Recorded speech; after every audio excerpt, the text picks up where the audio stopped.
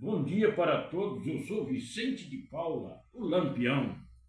Este é o canal Mundo das Poesias, um canal voltado para a cultura. Aqui nós não damos notícia ruim, só falamos da cultura e do que é bom. Hoje é dia 15 de abril de 2026, são exatamente agora 11 horas e 15 minutos. Aí você que está vendo pela primeira vez, que não é inscrito ainda, se inscreve no nosso canal para dar uma força aqui pro Lampião e dá aquele like no maroto também, por gentileza. Eu hoje tenho a honra de apresentar, de estar recebendo aqui na minha sala de visita o meu amigo de infância, Nélio Sérgio Fernandes Ribeiro. E ele vai falar sobre o livro que ele escreveu, que é o primeiro livro. O Nélio mora na cidade de Barra do Piraí e eu moro na cidade de Mendes. Ele teve a honra de vir me visitar hoje para ser entrevistado aqui no canal Mundo das Poesias. Então o livro dele é este que está aqui, ó. Igual vocês estão vendo lá no cartaz, o livro dele é intitulado Injustiça Brasileira, a Lei Maria da Penha, os 35 camelos e outras histórias. Mas para falar mais do livro e falar melhor do que eu, está aqui o meu amigo Nélio Fernandes. Aí, Nélio, a palavra é com você. Bom dia de novo, Vicente. Bom dia, Nélio. Bom dia ao público do Vicente. O Vicente é meu amigo de longa data, desde criança. A gente pode falar que é longa data mesmo, né? Que a gente está perto dos 70, você vem lá de 6 anos. Eu já passei. Eu também. Então, assim, essa questão do like, né, que é muito importante, esse aqui merece. Eu torço muito por ele, porque é um batalhador, como a gente, né? E para falar do livro, assim, para ser mais rápido, eu queria dividir o título em algumas partes. Por exemplo, Injustiça Brasileira. Você já deve ter ouvido aquela história de que pau que nasce torto, não tem jeito, morre torto. Em 1836, aconteceu um fato aqui em Vassouras que exemplifica bem essa questão da injustiça. Porque nós tivemos um julgamento de um escravo aqui, do Manuel Congo, acusado de ter cometido um crime. É uma história comprida, mas quem quiser se inteirar mais disso aí pode ir lá numa espécie de monumento, né, que fizeram ali para o escravo, lá no bairro da Pedreira, que vocês vão se inteirar, porque tem muito documento lá, inclusive são documentos históricos, que mostram inclusive como era a escrita da época, como era a ligação dos membros do judiciário, da polícia e tal, que é uma história bem comprida lá. Mas o que chama a atenção disso aí, onde começa a injustiça, embora é claro que a gente deva ter muita coisa antes, é que na audiência em que poderia ter sido dado perdão ao escravo, faltou advogado de defesa. E o que pessoas bem intencionadas, não importa o cargo delas, fariam? É pegar e suspender, marcar com uma outra data, porque a justiça prega a ampla defesa. Né? E, na verdade, o juiz permitiu que a audiência seguisse sem o advogado e ele foi condenado enforcado. Isso foi em 1836. Só em 2011, por um decreto do governador, do então Sérgio Cabral, ele foi transformado em herói. Mas isso aí não foi porque reconheceram que ele era um herói, que foi mesmo e tal, mas sim porque, por influência da Comissão Interamericana de Direitos Humanos, a mesma que vem interferindo na nossa justiça, ele foi transformado tardiamente em herói. Bom, a injustiça começa daí. Se você for olhar, isso aí só vem piorando, né? E quando, depois de muito sofrer injustiça e sofrer violência, a mulher foi, vamos dizer assim, agraciada com essa lei, na verdade, essa lei não foi criada para proteger a mulher. Ela foi criada para que o Brasil pudesse cumprir compromissos externos, junto à Comissão Interamericana de Direitos Humanos e outras comissões envolvidas. E o que se vê ao longo do julgamento que resultou em uma pressão no Brasil para criar essa lei, é que é um relatório feito em 2001, assinado pela comissão, pelos membros da comissão, que mostra assim, várias incoerências que eu acho que num documento dessa importância não pode ter. Então aqui eu falei um pouquinho sobre a Lei Maria da Penha. Onde que entra os 35 cameiros? Porque eu acho assim, tudo que a gente fala, a gente deve mostrar, ou, se alguns preferirem, provar. Então, os fundamentos da Lei Maria da Penha, a gente vê debatido várias vezes na televisão, mas, a bem da verdade, ninguém sabe o que está falando. Eles não entendem aquilo que eles estão falando. Nós temos um programa na Bandeirante, por exemplo, que é o Canal Livre, e ali você percebe claramente isso. E se por um lado a gente pode até dar um certo desconto para o jornalista, porque ele entrevista uma porção de gente e tem que se inteirar de uma porção de assunto, a gente não pode dar esse mesmo desconto para os profissionais da área.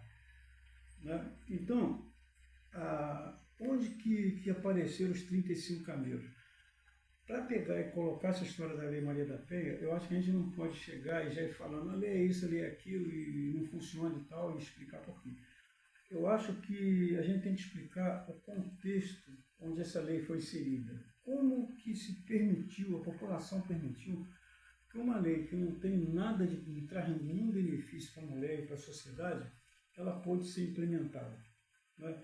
Então, a história dos 35 camelos, que é de um escritor brasileiro, né, do Júlio César de Médio Souza, mais conhecido como Malbatã. Ele conta uma história, né, que envolve fações. E eu expliquei o fundamento da história, como ele conseguiu fazer aquilo, para permitir que, se a pessoa se interessar e acompanhar o raciocínio, ela consegue entender a base da lei. Porque a base da lei nada mais é do que uma fração. Quando eles criaram a lei, eles se basearam numa fração. Houve um incentivo para que a mulher denunciasse, isso é plenamente aceitável, recomendável, mas por trás da mente do legislador tinha um propósito. Ele sabia que uma porção de mulheres iam recorrer à justiça para se vingar de seus desafetos. E foi isso que aconteceu. Teve lugar no Rio que o nível de mentira chegou a 97%, quer dizer, em cada 100 denúncias, 97 eram falsas.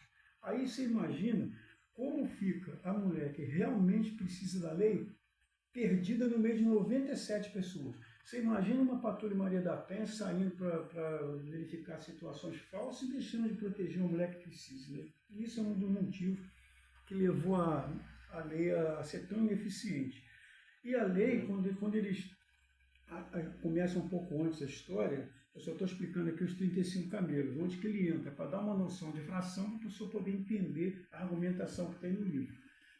E quando aconteceu o crime contra a senhora Maria da Penha, que foi lá em 1983, somente em 2003 é que a questão do processo, né, dela contra o marido foi julgado.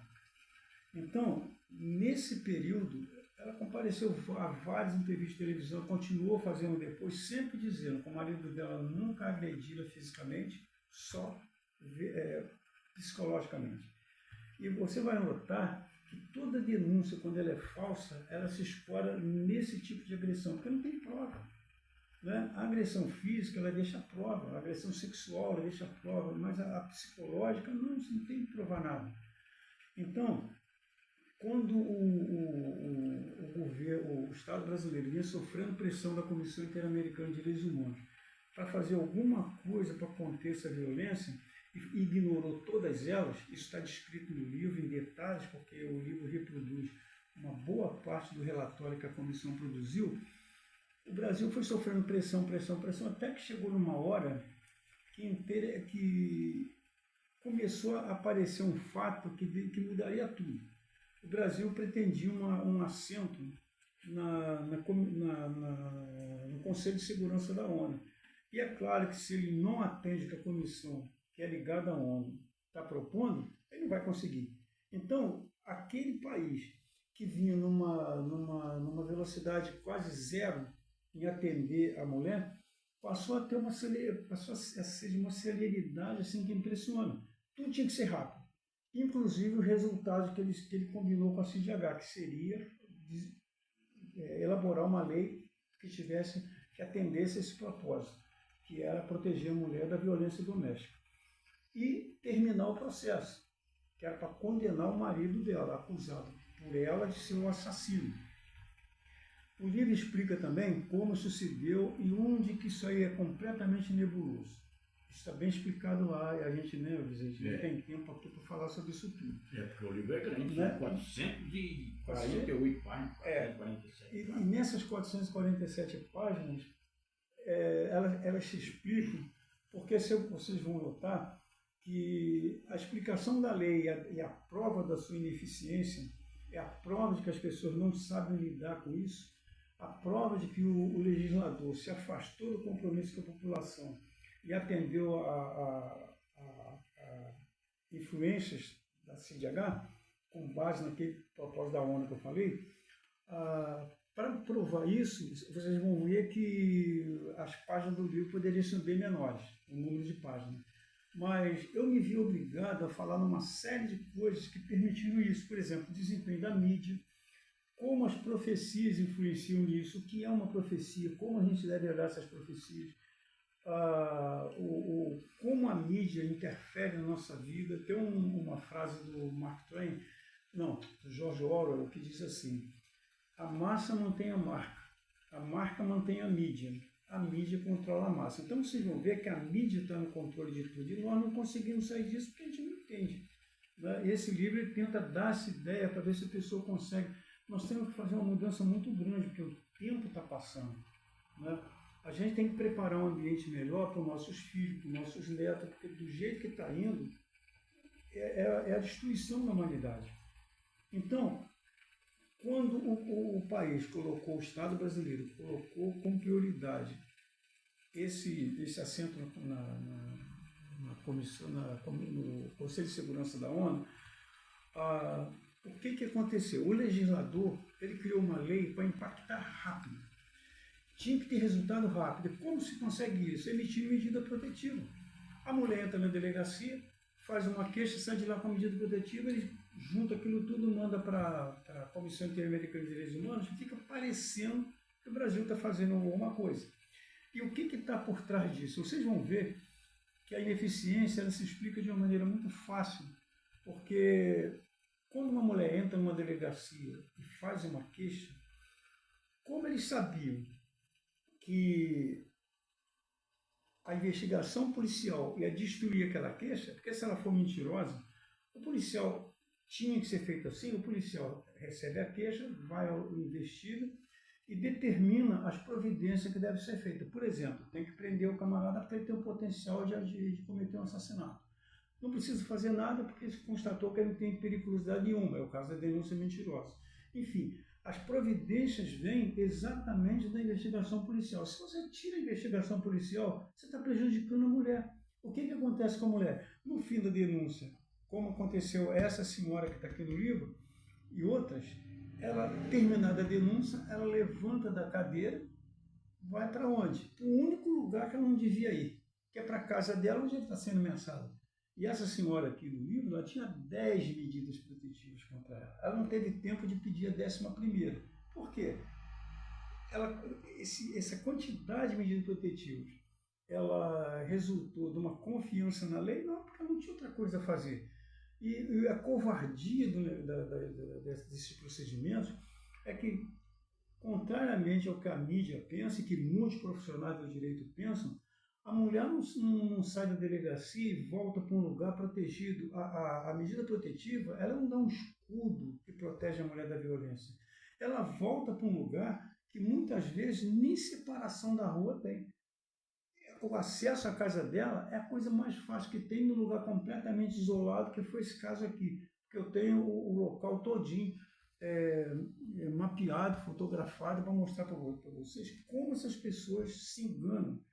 Então, quando começa a emissão de medidas protetivas, o que a CIDH pensa? Eles estão fazendo a parte deles. Mas quando você olha o que vem acontecendo ali, ele não está fazendo parte nenhuma, só está impressionando a comissão. Conclusão, em 2003, já no limiar, da prescrição, o processo foi julgado, o senhor foi condenado e em 2005 o Brasil estava no Conselho de Segurança da ONU. Que hoje, assim como nos Estados Unidos, a ONU é um órgão a ser evitado. A ONU hoje, como disse o nosso presidente, que acho que a única frase aproveitável que ele falou, devia merecer uma placa por causa disso, ele disse assim: a ONU está mais para criar guerra do que para evitá-las. E nós temos um exemplo da Palestina, que foi a ONU que criou aquilo. Em 1945, 47, quando eles dividiram o Estado da Palestina e puseram o Estado de Israel lá, no dia seguinte começou a guerra. Então a ONU está mais realmente para criar guerra do que para evitar. Olha o que aconteceu agora. Você lembra aquele episódio?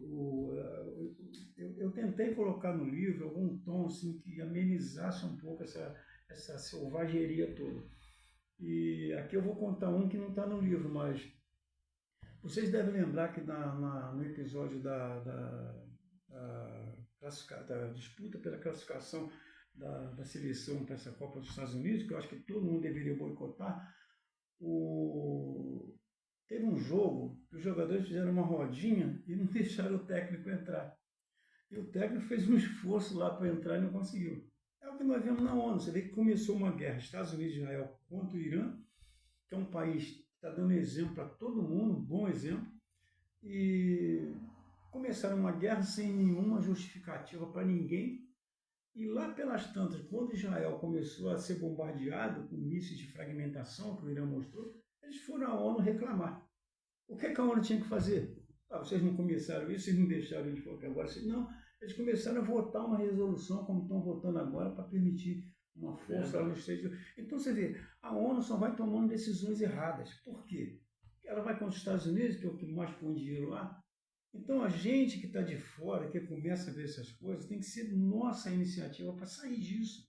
Se a gente baixar a cabeça e continuar prestigiando político, não dando importância a eles tomam conta disso. Hoje eles não escondem mais. Eles tomam ações contra a gente que são visíveis para quem quiser olhar. Então, voltando a essa questão da lei, essas outras histórias que estão ali são exatamente aquilo que eu falei, né? Só para dar um exemplo, em 1926, mais ou menos, o Tesla, Nikola Tesla, ele disse assim: não está longe o dia em que cada ser humano vai ter nas mãos um equipamento que vai facilitar extremamente sua comunicação. Todo mundo vai usar. Está aí o celular. O que aconteceu de lá para cá? Nós não fizemos aquilo fazer verdade? Nós, que eu digo, somos seres humanos que estudam, que trabalham, a gente se insere nisso aí, né? O que eles fizeram? Desenvolveram a computação, o conhecimento técnico e tudo, e tornou aquela frase do Tesla possível. E nós vimos fazendo isso com todas as profecias. Dizem, né, que profecia é um dardo que se lança numa parede vazia. Nós vamos lá e desenhamos o alvo em volta. E se a gente for analisar, e o livro dá uns exemplos disso, a gente vai ver isso acontecendo toda hora. Então, eu tentei, assim, acho que eu gastei palavras demais, mas para explicar o título do livro. Agora, tem uns assuntos aqui dentro que a gente pode, né, a programação dessa fala nossa, ela é toda do Vicente. Né, porque eu falo assim, eu fiz muitos programas de computador, porque eu sou engenheiro civil, e eu venho dimensionando estruturas há muito tempo, principalmente fundações para estruturas de linha de transmissão e de telecomunicações. E é um fator de especialização da engenharia, porque lida com todos os esforços. Né? Se a gente pegar um prédio, por exemplo, a gente vai ter predominantemente compressão. Né? Nas torres de linha de transmissão, a gente tem arrancamento, compressão, esforço horizontal, que gera tombamento, tem tudo. E para mostrar para vocês a prova daquilo que eu estou falando, de como a gente é tratado por governo e nós não nos importamos com isso, eu fiz questão de trazer um assunto que muita gente vai dizer que é teoria da conspiração. Mas quando vocês ouvirem falar em teoria da conspiração, quem está falando são aqueles que mais conspiram. Porque eles começam a criar teoria para validar coisa que não tem sentido. Então, por exemplo, eu falo da queda das Torres Gêmeas, para mostrar o que são os Estados Unidos e como eles tratam seu cidadão. E eu explico como aquilo se deu em termos de engenharia, aquilo nunca aconteceria como aconteceu. E eu explico isso lá. E para mostrar que não ficou aí, eu cito o exemplo do afundamento do navio Lusitânia na Primeira Guerra Mundial em maio de 1915. Quando, de novo, antes, né, os Estados Unidos permitiu que mais de 100 cidadãos norte-americanos navegassem para morrer e não fizeram nada para evitar. Quem tentou evitar, vocês não vão acreditar, foi o Hitler. Porque foi a marinha do Hitler, os submarinos, o Bolt que eles tinham, que afundou o Lusitânia. E eles avisaram no jornal New York Times para que a população estadunidense não embarcasse naquele navio, naquela rota. Mas vocês não vão achar nenhuma mensagem dos Estados Unidos, porque interessava a marinha, ao governo inglês, que os Estados Unidos perdessem cidadãos numa viagem dessa, né, provocada pela Alemanha, para que eles tivessem um motivo para entrar na guerra. Eles sabem se repetir o tempo inteiro. Então, essas coisas aí dão fatos históricos para a gente que nós não podemos ignorar. E não tenha dúvida, se nós ignoramos, o político não ignora não. Ele sabe direitinho onde ele vai trabalhar contra a gente no interesse deles. Né? Então, assim, o que está no livro é para mostrar exatamente o que nós vimos passando e por que nós permitimos e continuamos a permitir que uma lei totalmente ineficaz continue vigindo. Por exemplo, eu critico aqui no livro várias falas da senhora Maria da Penha. Eu digo que foi a pior coisa que a justiça podia fazer, foi se associar a ela, né, e dar um nome de uma lei a ela. Ela assim, se notabilizou não somente pelo acidente que ela teve, né, que eu posso falar rapidamente como foi, mas eu queria dizer assim, quando a gente pega e começa a ouvir as pessoas falarem, a gente vai formando uma ideia como elas pensam, como elas agem, como elas são. E através das falas da senhora Maria da Penha, a gente percebe uma pessoa com dificuldade cognitiva e que, não, talvez em função disso, ela não sustente o que ela fala. E por que as pessoas publicam essas falas? Porque nós conhecemos o politicamente correto, que é uma das piores coisas que a gente podia adotar. Né? E é politicamente correto você se aliar a quem está na mídia, quem está como diz em Portugal, quem está na beira, quem está por cima. Então, o apoio que se dá a Dona Maria da Penha, a senhora Maria da Penha, é exatamente em função disso. É uma mulher que lê o nome à lei, é notável e tal. Mas eu posso citar duas frases dela, e vocês podem ir atrás de outras, que são assim emblemáticas. Primeiro, ela diz assim: quem é contrário à lei ou vem de família machista ou é contra a mulher, não quer que a mulher tenha um conjunto de regras a protegê-la. Quando, na verdade, se a gente for parar para pensar, nós vivemos num país de orientação democrática. E nesse meio, todo mundo é livre para expressar seus pensamentos. Não é? E o fato de, quando a gente tem um pensamento como o dela, a gente está sendo muito limitado. Porque muita gente vai discordar da lei, não é porque é machista ou quer o mal da mulher, não é. É porque essa pessoa pensa que você, para proteger o direito de uns, você não pode massacrar o direito dos outros. Né? Aí já mostra que a frase dela é totalmente descabida. Tem uma outra que diz assim: a vida começa quando a violência acaba. Isso é uma coisa absurda, porque isso pressupõe que desde que a mulher nasce, ela já está sob a proteção da Lei Maria da Penha. Não é assim. Quer dizer, ela pode gerar um envolvimento com a Lei Maria da Penha. Não é assim. A gente sabe que a mulher nasce, cresce, até uma idade em que ela começa a ter relacionamento, a vida dela veio até aí transcorrendo normalmente, e nesse instante, no instante que ela começa a sofrer agressões, a vida para. Óbvio que para, porque quem consegue viver num meio onde ela só tem agressões, né? E quando essa agressão passa, ela começa a viver novamente. Quer dizer, a vida recomeça quando a violência acaba. Aí, curiosamente, eu fui à delegacia, levei um ofício lá, pedindo uma ajuda para identificar algumas coisas que eu posso explicar depois. E eu fiquei esperando no balcão e na minha frente tinha um panfleto escrito exatamente isso que eu falei, já corrigindo. A vida recomeça quando a violência acaba. Isso é outra frase errada dela. Eu vou falar mais uma, só para mostrar como as pessoas ignoram e seguem em frente. Ela diz assim: eu acho que mulher devia ser governada por mulher. Essa eu vou deixar para vocês pensarem. Né? Lembra do Clube do Bolinha? Do gibizinho? Né? É isso. Então,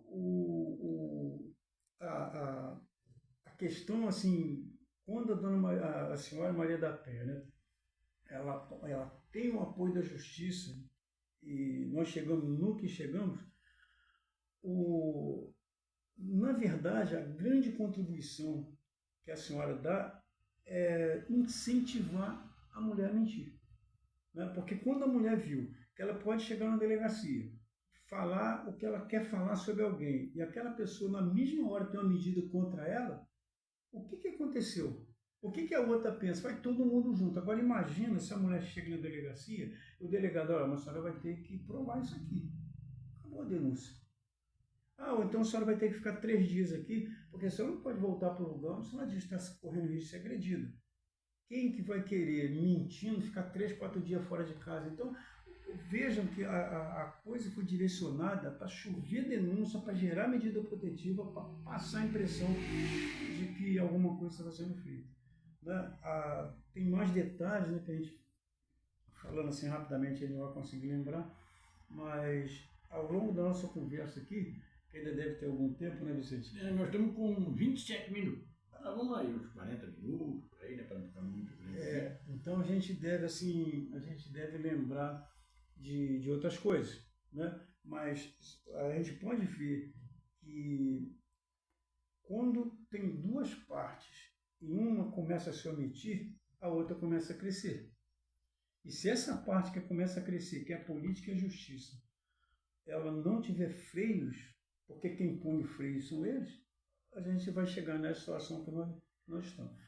O que aconteceu com a Lei Maria da Penha, assim, para a gente tentar entender por que vem acontecendo isso, porque hoje é assim, quando você procura a mídia, principalmente a televisiva e a radiofônica, você fala assim, olha, eu tenho uma sugestão para corrigir a Lei Maria da Penha, que na minha opinião não merece correção, ela tem que ser revogada e alguma coisa realmente que atenda a mulher substituí-la. Eu não estou dizendo que a mulher tem que ficar sem proteção, mas essa Lei Maria da Penha, eu falo isso no livro, ela é excelente para denunciações caluniosas, para mentira. Por quê? Porque primeiro não tem violência, em seguida, claro que não vai ter morte. Então, como muita gente é colocada ali sem investigação policial, as frações vão mostrar que elas são colocadas como agressores que não são. E fica parecendo que, como não há agressão, foi a lei que evitou. Quando, na verdade, não houve agressão porque não tem perfil violento. A investigação policial foi tirada. Sabiamente no caminho, olha, a investigação policial atrapalha, tira. Quando a queixosa chegar na delegacia e passar por um psicólogo, o psicólogo não vai ter a mesma visão do policial. Ele vai emitir um laudo, que é um laudo técnico. Né? Não. Quando a policial vai, através da Maria da Penha, na casa da assistida, ela emite um laudo. Se a assistida precisa de apoio psicológico, quem é policial para fazer isso? Ela não tem informação. E quando eu questionei isso na Corregedoria de Polícia Militar, ela disse, eu não tinha habilitação para emitir laudo. Eu não emiti. Emitiu sim. Não falou não, ela escreveu. Está no processo para quem quiser ver. Então, esse livro aqui, eu diria que ele é completo. Porque ele parte de uma denúncia à Lei Maria da Penha, mostra como aquilo se desenvolve, depois mostra um processo contra a caluniadora e mostra que a justiça não quer punir a caluniadora. Por quê?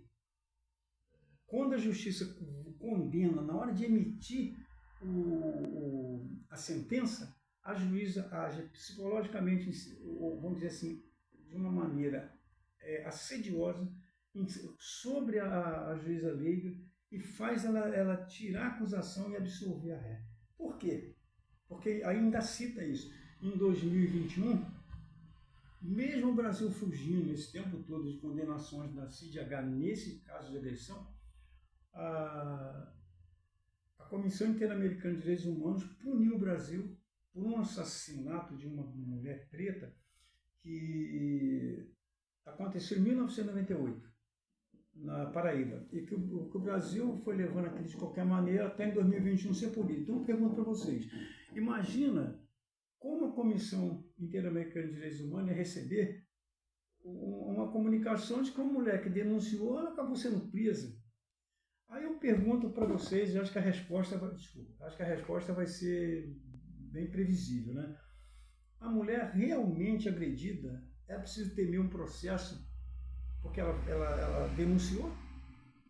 Então veja que tudo foi feito para permitir denúncias, como se dizia antigamente, vazias, sem fundamento, porque não tem investigação, e na hora dela responder lá no artigo 339, que pune a mentira, que faz movimentar o aparato policial, judicial, imagina, tudo correndo para o lado errado, enquanto quem precisa está sem atenção. Né? Na hora dela responder, a justiça pega e não. E é tão descarado a coisa que a juíza ainda diz assim, nós não podemos punir quem veio reclamar, quem nos ajudou, alguma coisa assim. Está tudo no livro.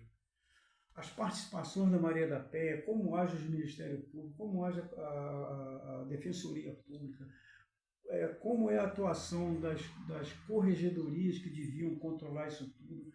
Porque o que aconteceu, a gente vai entender, eu estava falando quando eu desviei um pouco, que quando se recorre à mídia, tanto faz rádio, televisão, você vai ver que se você chegar com uma proposta que pode colaborar para evitar esses crimes, eles não querem nem saber.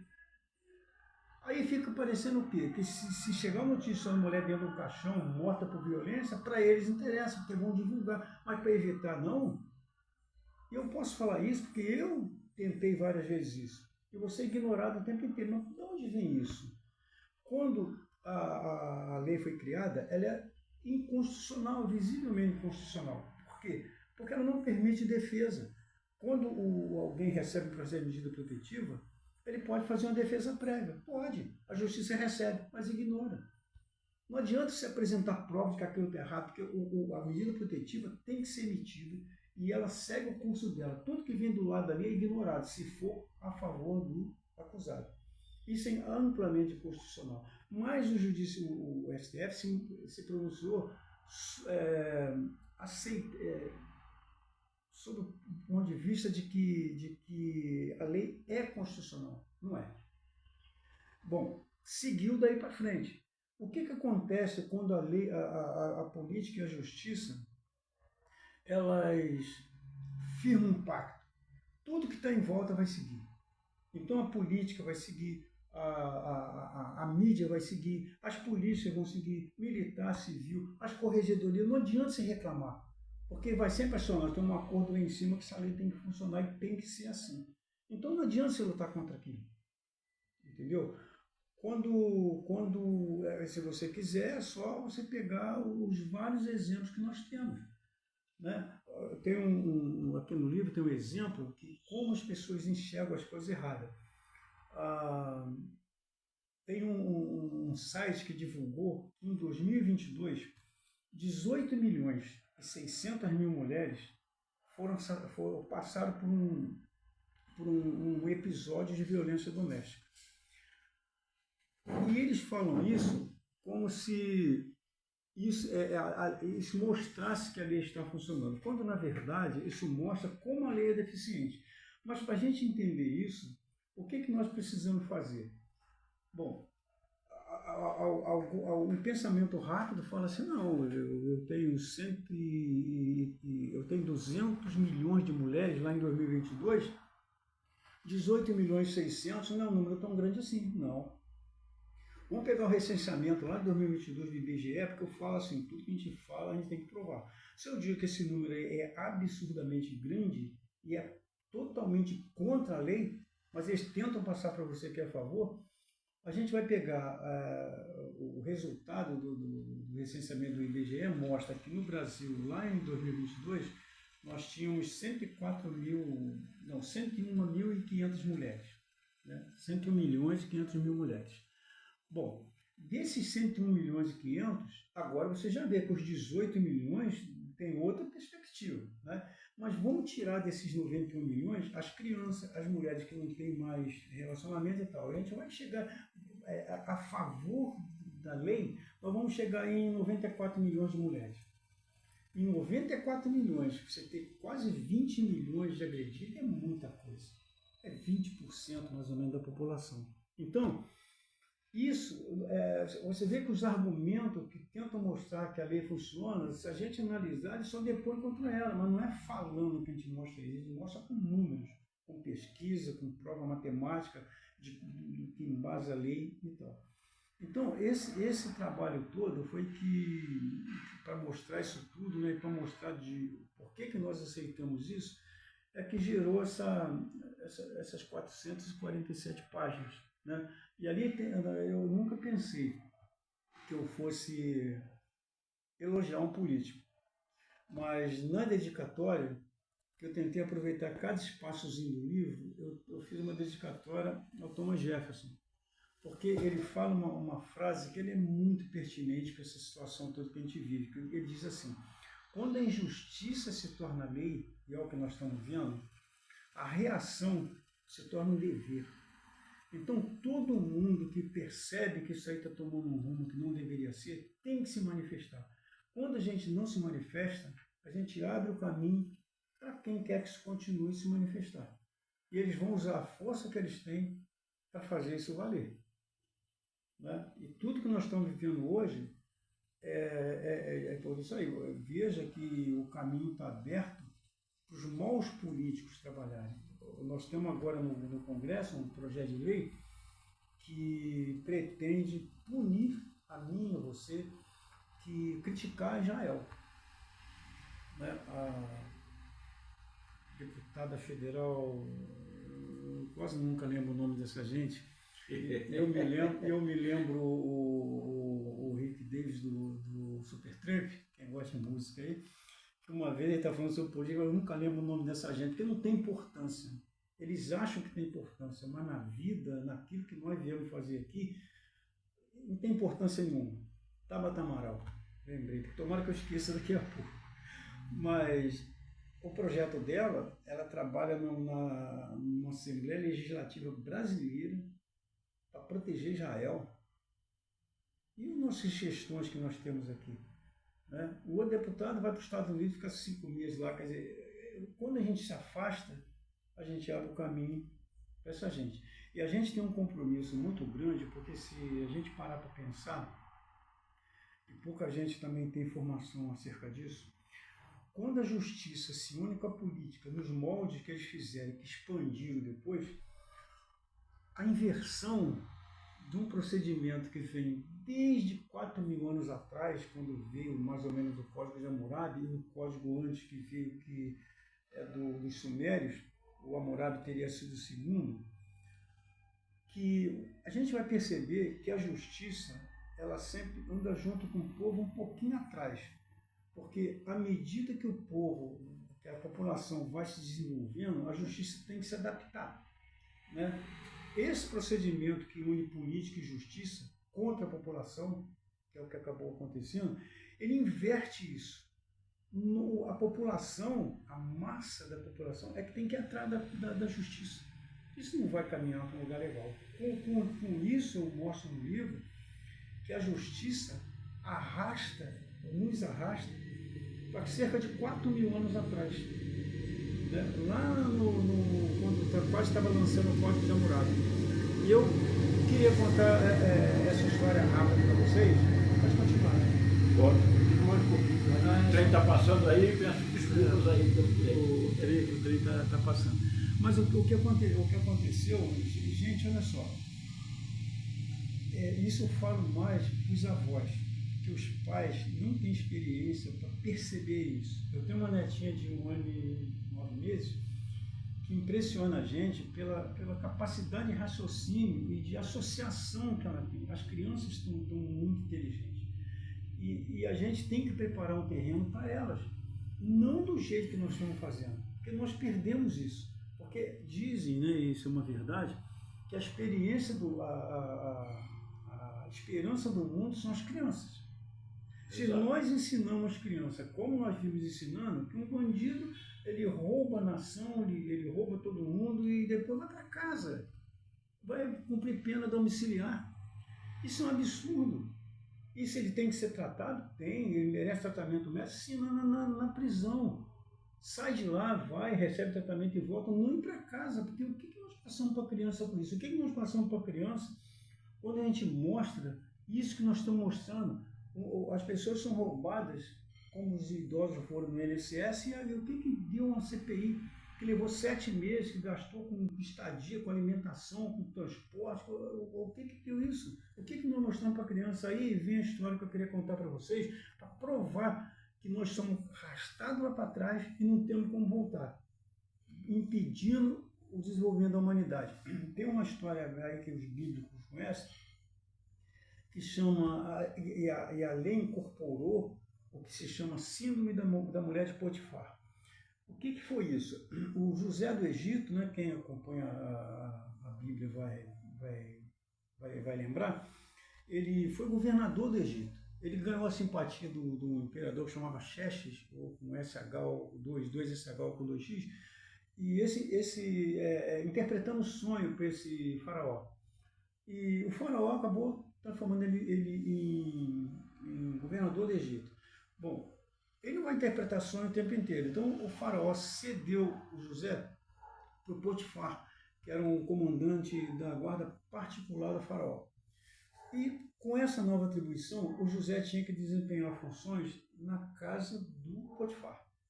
Só que a mulher do Potifar, Zuleika, segundo a história, ela tinha uma libido muito exacerbada e começou a pressionar o José. Ela queria o José de qualquer maneira. E o José foi tentando escapar daquilo até onde deu. Só que um dia, depois de muita negativa, ela estar muito humilhada, ela tramou uma última tentativa na casa dela, onde o José ia para trabalhar. E quando ela agarrou o José, ele conseguiu fugir. Ele não queria se indispor com o faraó, muito menos com o Potifar e tal, o inverso, né? Mas ela ficou com roupa dele na mão, quer dizer, com um pedaço de roupa, né? Quando o marido, aí ela fez um estardalhaço danado, que ele tinha tentado estuprá-la e tal. Quando o marido chegou, ela repetiu a história: olha quem você trouxe para nossa casa, e exigiu a punição dele. Ele puniu José imediatamente. José ficou preso, os relatos bíblicos falam em 2 anos, alguma coisa assim, mas aparentemente foi muito mais. Bom, a justiça pegou esse fato que aconteceu lá em 1700 anos antes de Cristo, né, seria quase 4.000 anos atrás, e transformou no que ficou conhecido como Síndrome da Mulher de Potifar. O que quer dizer isso? Esse dispositivo pretende questionar até que ponto essas queixas que envolvem a Lei Maria da Penha, elas devem ser levadas a sério, sem prova. Quando a justiça aceita que elas sejam feitas assim, é como se nós regredíssemos lá atrás, onde não tinha lei nenhuma, não tivesse acontecido esse fato, nada. Então nós já estamos lá atrás. Por que nós não temos como voltar? Porque com a ideia que eles estão implantando em crianças, com essa ideia distorcida de justiça, nós vamos aonde? Nós vamos ficar lá. Então, tudo isso aí exige da gente, que gosta dos nossos filhos, dos nossos netos, um posicionamento diferente do que nós vimos ter. Nós não precisamos brigar, não precisamos ofender ninguém, só procurar se informar e discutir entre nós.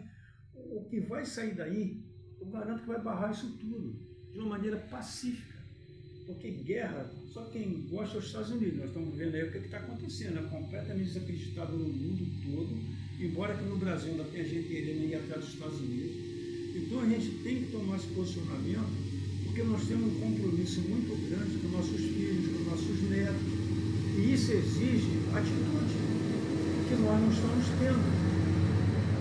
Né? Você quer interromper? Porque, assim, vamos dar uma parada para perguntar alguma coisa. Sim. Ô Nélio, é o seguinte, esse teu livro, pelo que você falou aí, pelo que eu já li aqui também, ele será muito importante para estudantes de direito, para advogados, para policiais, né? Sim. Bom, quando a gente acha que acabou de escrever, eu acho que é natural a gente ter uma avaliação. Né? E isso que o Vicente está falando, eu tenho uma versão desse livro aqui, que eu fiz em casa, eu tenho um controle, e ela tem 3 avaliações de editoras enfiadas nela. E todas as 3 dizem, o que o Vicente falou, que esse livro ele tem que estar em todo o debate que se fizer acerca de justiça, de política e de questões sociais. Porque tudo que está falado aqui tem provas matemáticas, tem relatórios, eu trouxe a CIDH para cá, eu trouxe a fala da principal personagem, que é Maria da Penha, para o livro também. Então, as editoras recomendam que esse livro, mas só que eu não publiquei assim, né? Eu acabei publicando de outra forma. Mas, se você ler, você vai ver que tem uma base demonstrativa, que é a maior preocupação do livro. Eu não quero falar nada que eu não prove. Se eu falo que nós somos levados lá para trás e ficamos lá, eu mostrei por quê. Então, tudo tem que ser feito assim. Né? Ô Nélio, e para a pessoa, se quiser adquirir esse livro, como faz? Ele foi publicado pelo Clube dos Autores, né? Pelos autores. Clube dos Autores, no Paraná, essa editora. Isso aí é mundial, né? Mundial. Esse livro está publicado, está disponível na Espanha, em Portugal, nos países... Aí você passa aqui o site dele, então, que a pessoa compra. Se vocês digitarem o meu nome, eu vou fazer uma correção aqui no meu amigo. O meu nome é Nélio, sem acento, Sérgio, sem acento, Soares Ribeiro. E se digitar o meu nome, vai aparecer o título do livro, daí vocês chegam na editora, que acho que é o meio mais fácil que ficar passando uma porção de coisa, né? Se vocês digitarem o título também, Injustiça Brasileira, a Lei Maria da Penha, os 35 Caminhos e outras histórias, vai aparecer também onde ele está editado e qual o procedimento, né? Esse livro aí, ele tem as versões físicas, né? Que é essa que a gente tem aqui agora, e tem em e-book também, a versão digital. Aí vocês podem escolher. Eu não sei se é prático isso, mas eu posso dizer que o preço desse livro é R$122 e a versão digital está em torno de R$52, uma coisa assim. Ô Nélio, e agora se a pessoa quiser conversar com você, entrar em contato com você, aí você fala aí o seu e-mail, aí o seu telefone, se quiser falar. Eu vou passar um e-mail que eu mais uso, né?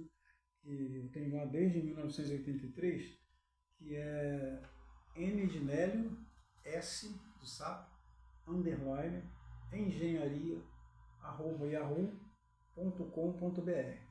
E tem o telefone que eu preferia que fosse via WhatsApp, porque hoje a gente recebe tantas ligações, né, como vocês também recebem, que a gente não tem como atender, porque geralmente, né, na maioria dos casos, são ligações fraudulentas. Né?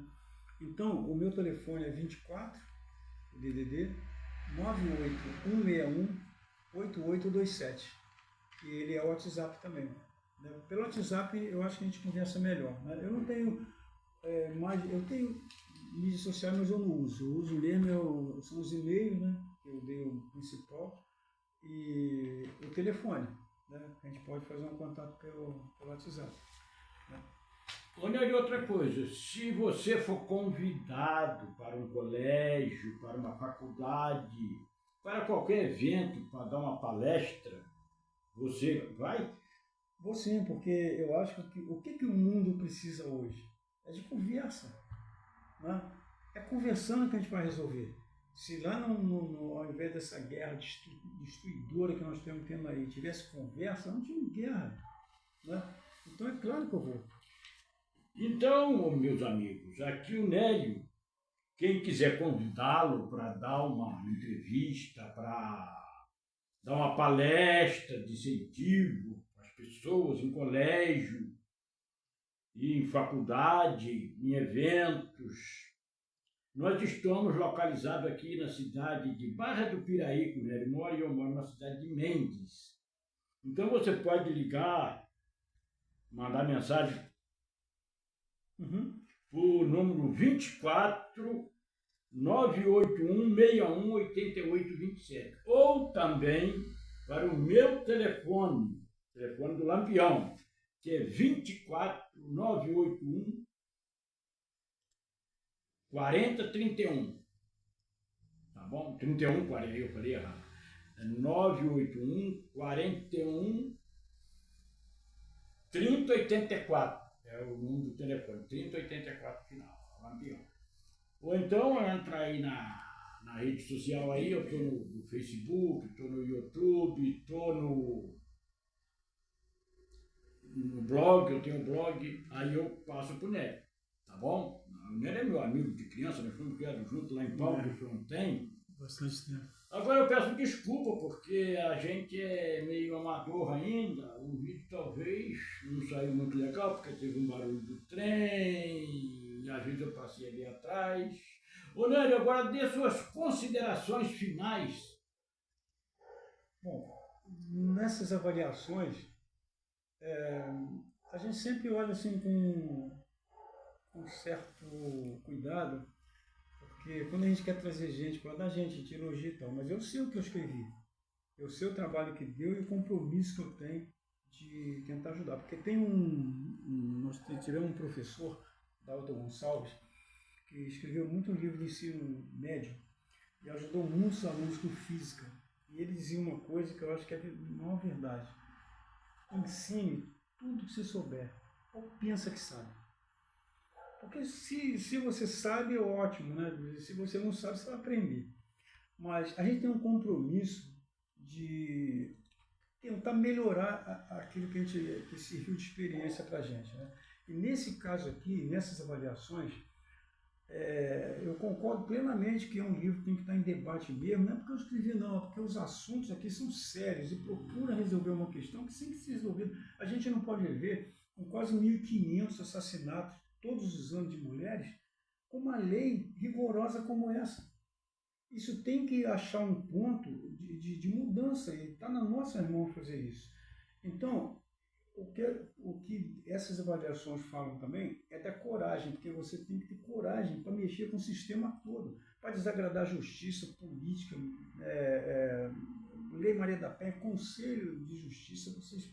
Só para encerrar, eu falo da dona Márcia Barbosa de Souza, foi a senhora assassinada com 20 anos na Paraíba, por um deputado com 4 comparsas, que nunca responderam pelo que eles fizeram, embora fossem indiciados.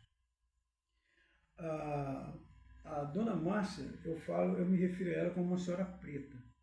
E a gente já tentou falar negra, falar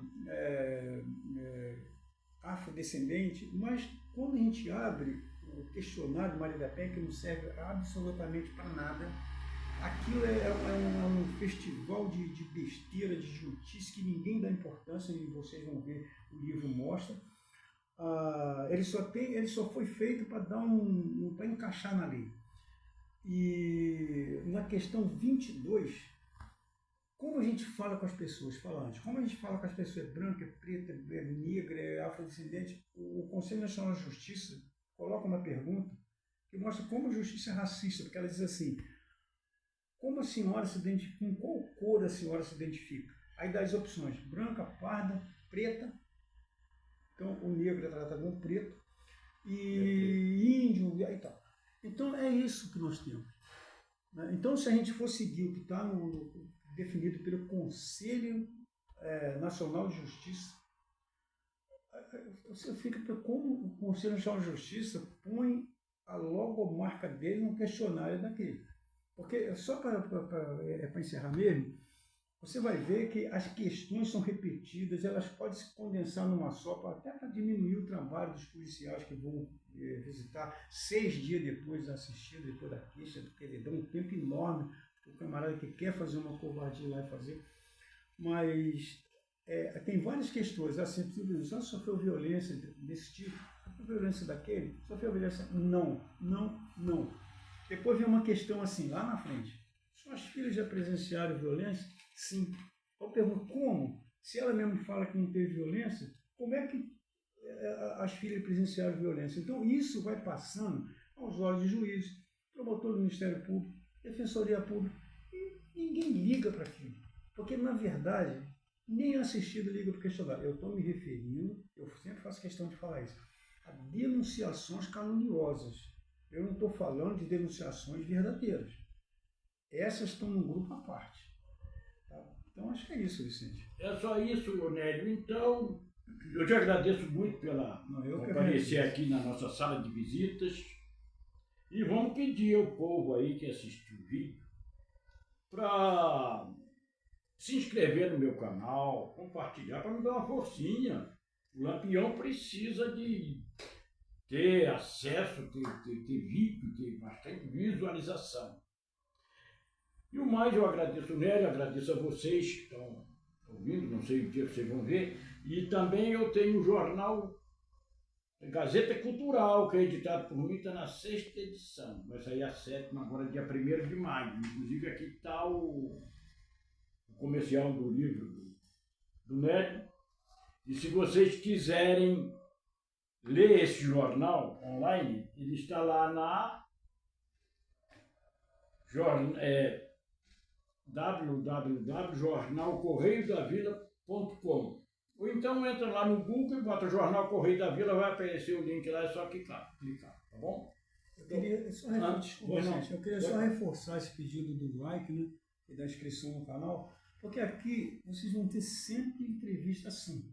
É verdade, o que está aqui é verdade, vocês têm como provar, aqui ninguém fala coisa para ficar no ar assim, passei o tempo. Aqui não tem passatempo, né? Então eu vejo as publicações do Vicente e como ele trata isso, e aqui vocês vão ter sempre verdade. Nélio, porque o nosso vídeo é um vídeo simples, porque nós não temos recurso técnico ainda. Eu não sei editar o vídeo ainda, eu boto do jeito que gravou, eu coloco, mas é mais autêntico assim, né? Isso é natural, né, Vicente? A gente tem que parar com essas coisas do bonito que funciona, e não é assim. É verdade, né? Então, só me resta agora agradecer o Nélio, agradecer os assistentes que vai assistir. E muito obrigado.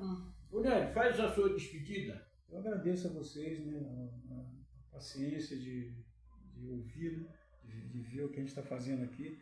E espero que vocês abracem isso, porque não é esse assunto agora, é qualquer assunto que vier, que partir de gente como a gente que só quer ver isso mudar para melhor. Eu agradeço a vocês muito. Então tá bom, muito obrigado. Bom dia, boa tarde, boa noite, porque eu não sei a hora que vocês vão ver esse vídeo. Fui!